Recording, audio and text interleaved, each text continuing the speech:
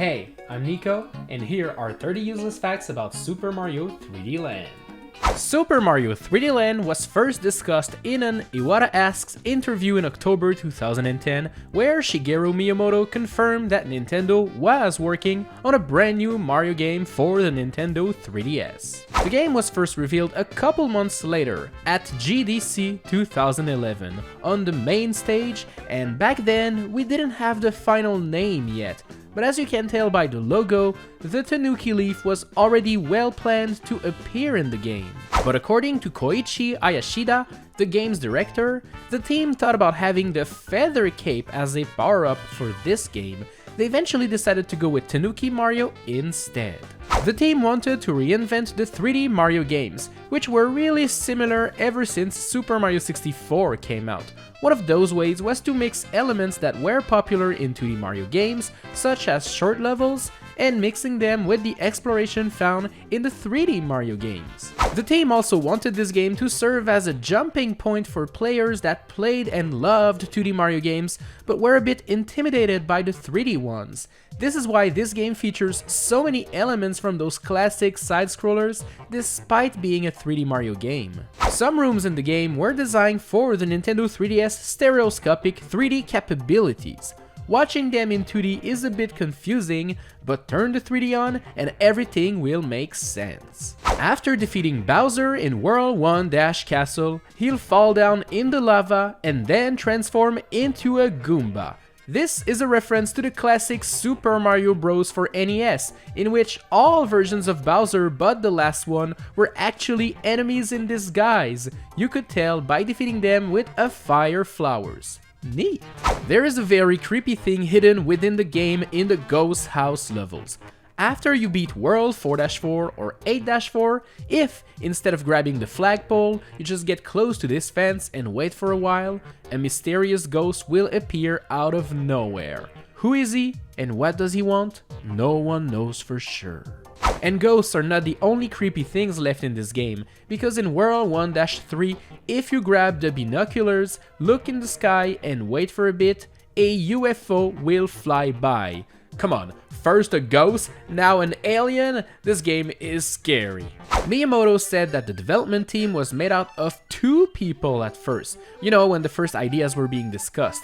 Eventually, the team grew to 30 staff members working on the game. Development for Mario 3D Land took about 2 years, which seems like a lot, but for a video game built from the ground up for a new console, it is very short. Especially considering the development was heavily affected in 2011 when the Tohoku earthquake and tsunami hit Japan and damaged the Fukushima nuclear power plant.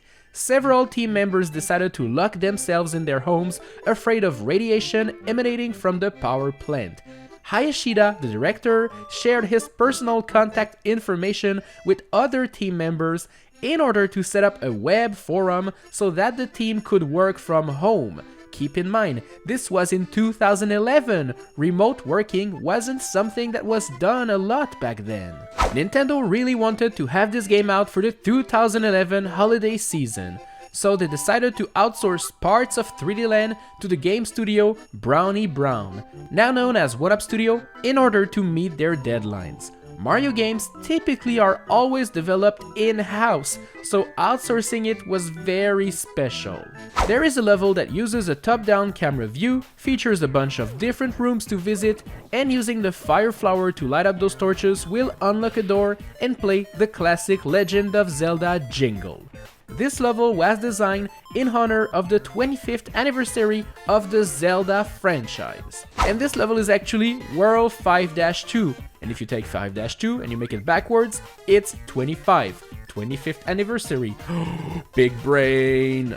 There is an unused audio clip of a laughing Magikoopa within the game's data, despite the fact that no Magikoopas are actually laughing in this game. Why? Well, I don't know, maybe nothing was funny enough? Speaking of, there's also this sound effect of Yoshi that has been left in the game. It is not used at all, but in the pre-release trailers, that sound was being played when Mario was jumping on a note block. It probably just was a placeholder sound, but it's pretty cool nonetheless.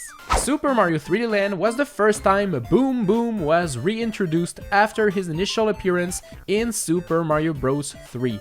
I'm so glad they brought the Mad Lad back. Speaking of, 3D Land was the first game that featured Pum Pum. Yup, she was created for this game. It was the first, but thankfully not the last time we'd see this cool boss. There is an easy way to get infinite lives by bouncing on Koopa's shells, and if you get the maximum number of lives, which is 1110, well, Big Mario will lose his cap and Small Mario will gain 1. The same thing happens in New Super Mario Bros. Wii.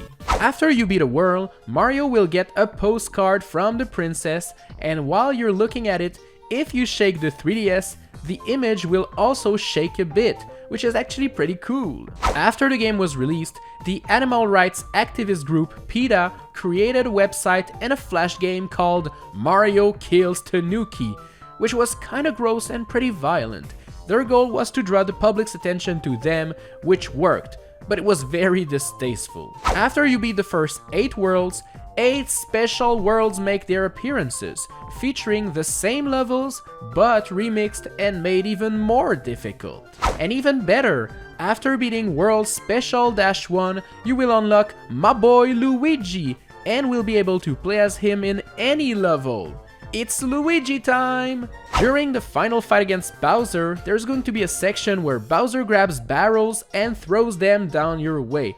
This is a reference to the classic Donkey Kong arcade game. This game features a version of the Super Guide that Nintendo introduced in several Mario games. In 3D Land, if you lose 5 lives, you'll be given the Invincibility Leaf bar-up, which gives Mario, well, invincibility as well as a Tanuki suit. And if this isn't enough to help you out and you lose 5 more lives, well, the game will give you a P-Wing, which upon being used basically sends Mario right to the end of the level, so it actually clears it for you. Speaking of, this game was the only 3D Mario entry to feature a flagpole you grab at the end of the level. The only other 3D Mario game featuring this is the sequel, Super Mario 3D World. Super Mario 3D Land is the 7th best-selling Nintendo 3DS game of all time, with 12.8 million copies sold. And to me, it deserves all of those sales because this game was amazing. It sold more than other 3D Mario games such as Mario Galaxy, Mario 64, and Mario Sunshine, but it sold less than Super Mario 3D World and Super Mario Odyssey. Which makes me think, Nintendo, when are we getting Super Mario Odyssey 2, eh? Thanks a lot for watching, I hope you enjoyed the video and learned something new. Subscribe, smash like, and tap the cards on screen for even more videos. Okay, bye!